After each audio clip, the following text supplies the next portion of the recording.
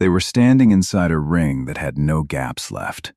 Horses gasping, more than half the lances already broken. And on every side, nothing but the enemy, closing in from every direction at once.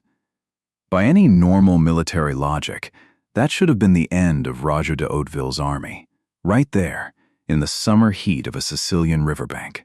In the summer of 1063, near Troina in central Sicily, about 130 Norman knights faced a coalition chroniclers call tens of thousands strong, a number most historians doubt. Even discounted, it's one of the largest mismatches on record. Nobody watching that day would have bet on the smaller side. This is Cerami. This is Roger de Hauteville. And this is the question the rest of this video answers. Your army is already too small to survive being surrounded, on paper, by anyone's count. So what do you do when the enemy surrounds you anyway? That story doesn't start on this battlefield. It starts 2 years earlier, in a war between two Muslim rulers who had never even heard of Roger de Hauteville. 11th century Sicily wasn't a single kingdom. It was a patchwork of Muslim emirates, heirs to a Calbid dynasty that had once ruled the whole island. But by mid-century, that unity had cracked into 4 rival strongholds, each ruled by its own Qadi, each willing to fight the others for dominance. The island itself was worth fighting over, a Mediterranean crossroads controlling trade between North Africa, the Byzantine East, and the Italian mainland. 2 of the island's rivals mattered more than the rest: Ibn al-Thumna, ruler of Syracuse, and Ibn al-Hawas, ruler of Castrogiovanni. The 2 men went to war with each other, and Ibn al-Thumna lost. Rather than accept that, he sailed to Italy in 1061 and asked the Normans for help against his own countrymen.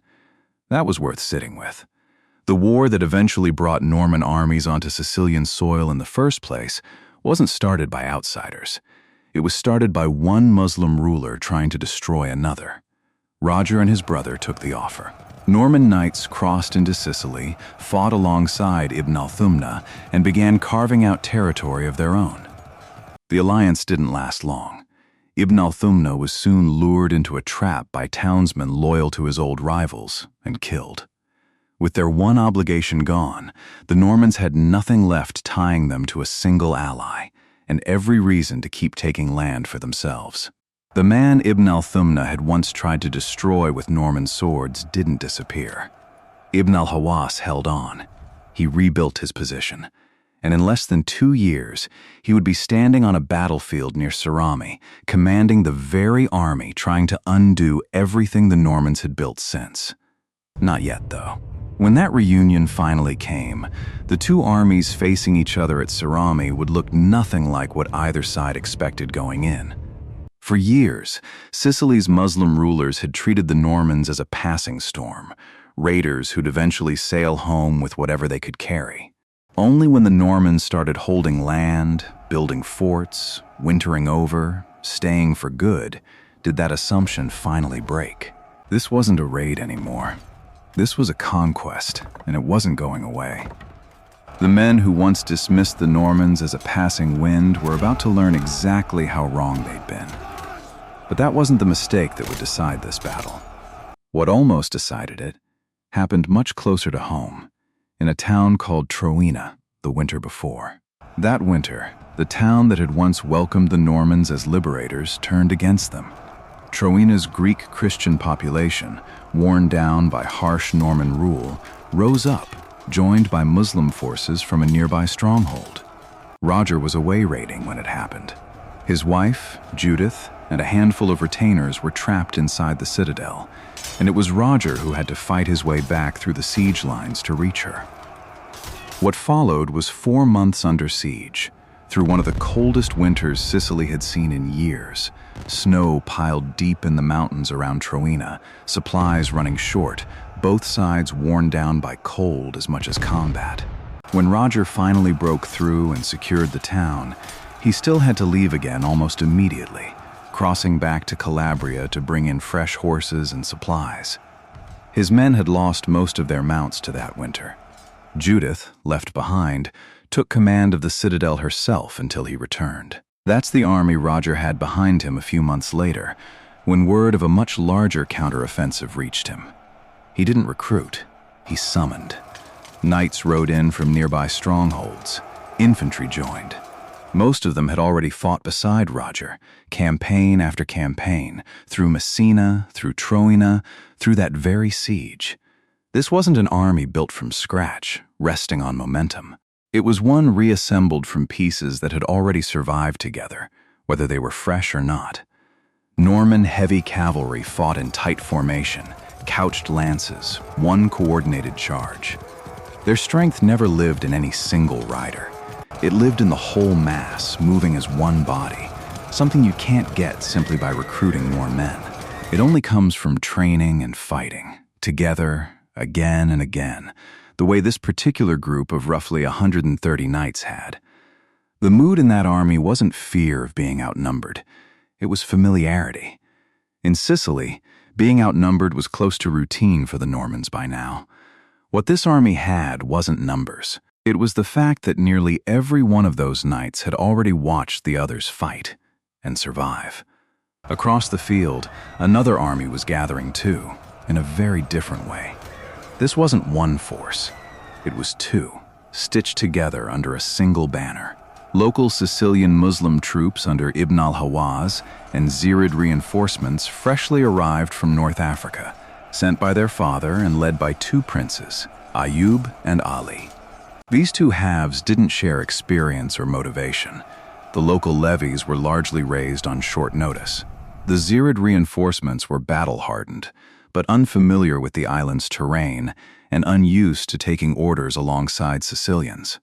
They came together fast, under the pressure of one shared threat, not through time spent training as one.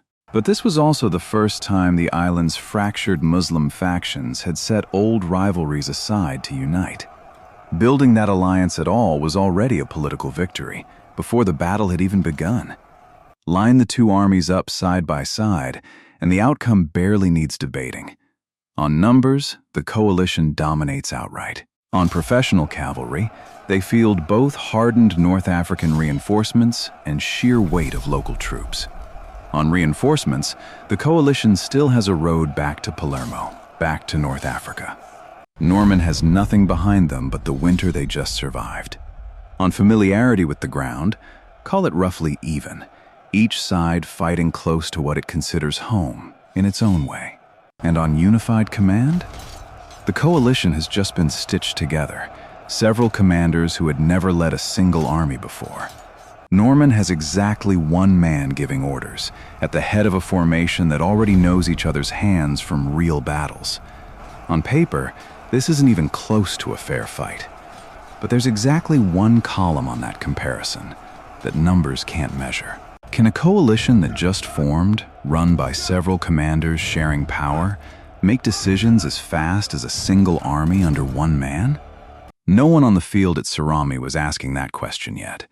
It would get answered, in the worst possible way, for the coalition. With that one advantage, Roger made a call that, by any reading, looks reckless.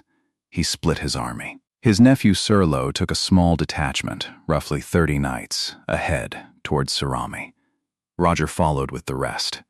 Splitting an army that's already outnumbered sounds like a mistake no commander survives making twice. Roger was about to make it on purpose. The two sides faced off across the river Cerami for 3 straight days. Neither would cross first. The terrain decided everything, and both understood exactly what losing the high ground would cost. Every day that passed was a day the coalition could wait for more reinforcements, or wait for the Normans to run short on supplies, again. Time was on the side of the larger force, not Roger's.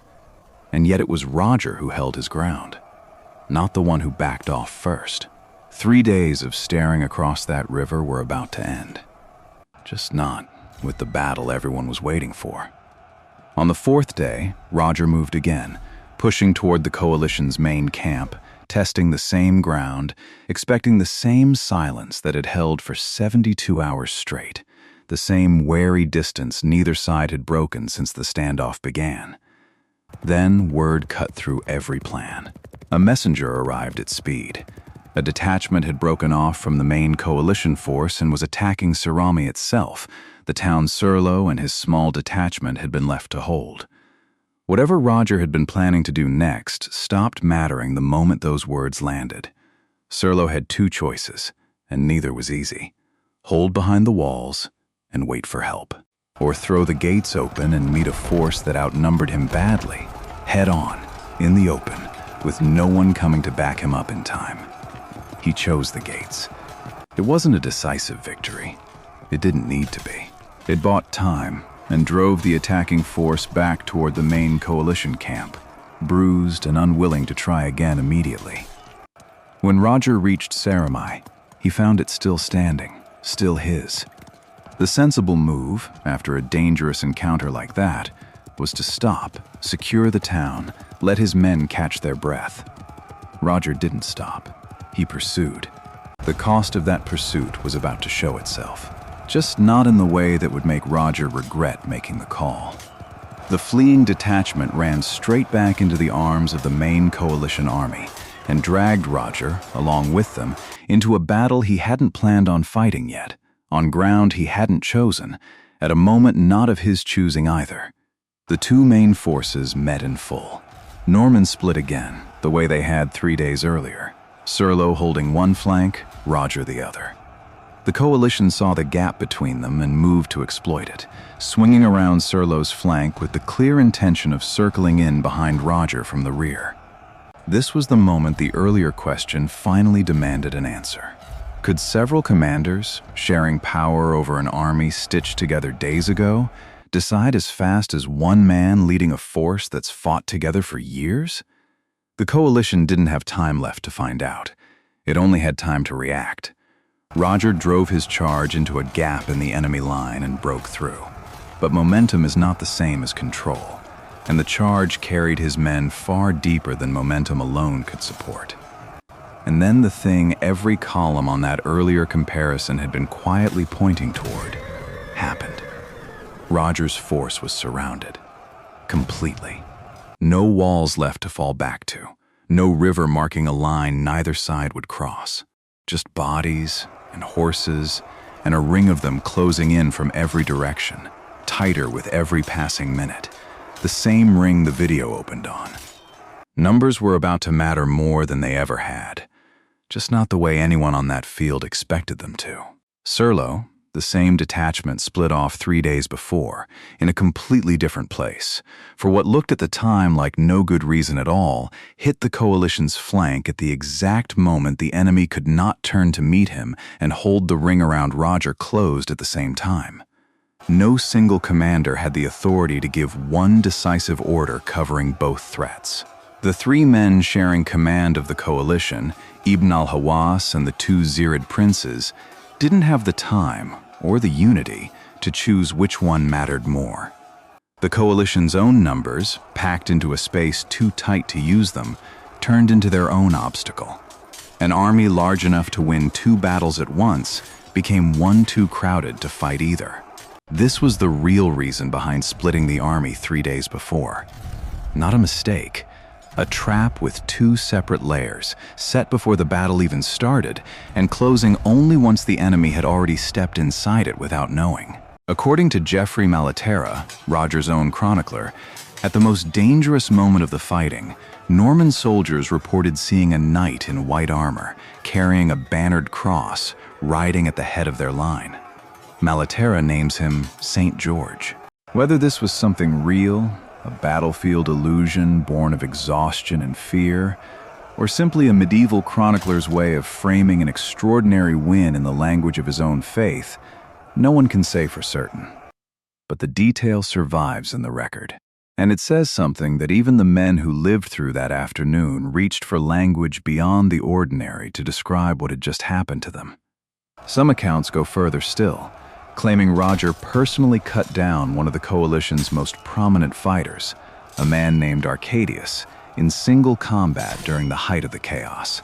If accurate, it's a detail that shows Roger riding into the most dangerous point of his own battlefield, not directing it safely from behind it. Whatever combination of discipline, timing, and fortune it took, The coalition's formation didn't just break. It came apart entirely, unit by unit, faster than any of its three commanders could rally it back into a single body. What had been a battle became a rout, and the Normans pursued the survivors all the way back to their own camp and took it, along with everything the coalition had brought north, expecting a very different outcome. No reliable casualty count survives the aftermath.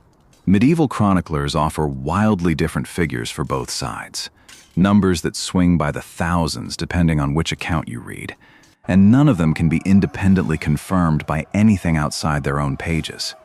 What can be said with confidence is narrower and less satisfying. The coalition's losses were severe, and the Normans, while far lighter, didn't walk away from that field untouched either. Horses stood spent, many of them ridden past what they had left to give. Men stood exhausted, some of them wounded, all of them aware of exactly how close the day had come to ending very differently. But nobody stopped to collect the spoils scattered across that ground. Not yet. Roger understood that every minute handed to a beaten enemy was a minute for that enemy to regroup, to remember its numbers, to try again while the memory of the ring closing around Roger was still fresh in Norman minds too. Word of what had happened at Cerami didn't stay near the battlefield. It moved through the island fast, carried by refugees, by traders, by anyone with a reason to know which side had just proven itself and which side hadn't. For towns still weighing whether to resist or negotiate, that word mattered as much as the battle itself. 130 knights beating an army that size wasn't the kind of story that stayed contained to one valley for long. The corridor between Troina and Cerami held. For the first time since the campaign began, the road into central Sicily lay open, unblocked by anything the coalition could still put in front of it. Garrisons that had spent the winter bracing for another siege could finally stand down, at least for a season. Troina itself, the town that had turned on Roger and Judith only months before, now sat behind a frontier that had just pushed decisively outward instead of collapsing inward. This wasn't a victory built to be rested on. It was a door, one meant to be pushed through further, immediately, before anyone on the other side had time to shut it again. The battlefield had gone silent, but the real damage on the other side hadn't even started yet. The alliance built before Cerami didn't survive the defeat for long. Several historians treat this as the coalition's best chance, and its last, to drive the Normans off the island entirely. The crack between commanders that showed mid-battle, the gap no single leader could close fast enough, became a permanent one. Blame moved in every direction. The Sicilian nobles and their Zirid reinforcements had arrived as allies and left the field as rivals, each side certain the other's failures had cost them the day. After the victory, Roger sent an unusual gift across the sea to Pope Alexander I in Rome: camels, captured from the defeated coalition. In return, he received a papal banner. That wasn't just diplomacy, it was legitimacy. A campaign that had begun as pure territorial conquest now carried Rome's backing, something money alone, or a single battlefield win alone, couldn't buy on its own terms. Cerami bought it, in a currency no chronicle bothers to put a number on. Being surrounded didn't kill Roger de Hauteville at Cerami, because before the battle ever started, he had already turned the possibility of encirclement into a weapon, and his enemy never had the unity to see it coming until it was already too late to matter. What if Serlo had held behind the walls instead of riding out? What if Roger had secured Cerami instead of chasing a retreating detachment into a battle he hadn't chosen? What if the coalition had answered to one commander instead of three, with one voice able to redirect an entire army in the span it takes to shout an order? Sicily might have stayed under Muslim rule for generations longer, and the balance of the entire Mediterranean might look different today because of it. The same year this win opened the road deeper into Sicily, another branch of the same Hauteville family, led by Roger's older brother Robert Guiscard, shut the last door on Byzantine power in Italy, an entire sea away. And on the far side of the Mediterranean, that same year, 1071, an empire that had once ruled half of it was falling apart. Not because of the Normans, because of itself. That empire had just lost on 2 fronts in the same year, to 2 different enemies, without fully reckoning that both losses were happening at once. That empire didn't fall to a bigger army either. It fell to itself, in a single afternoon, on the other side of this same sea.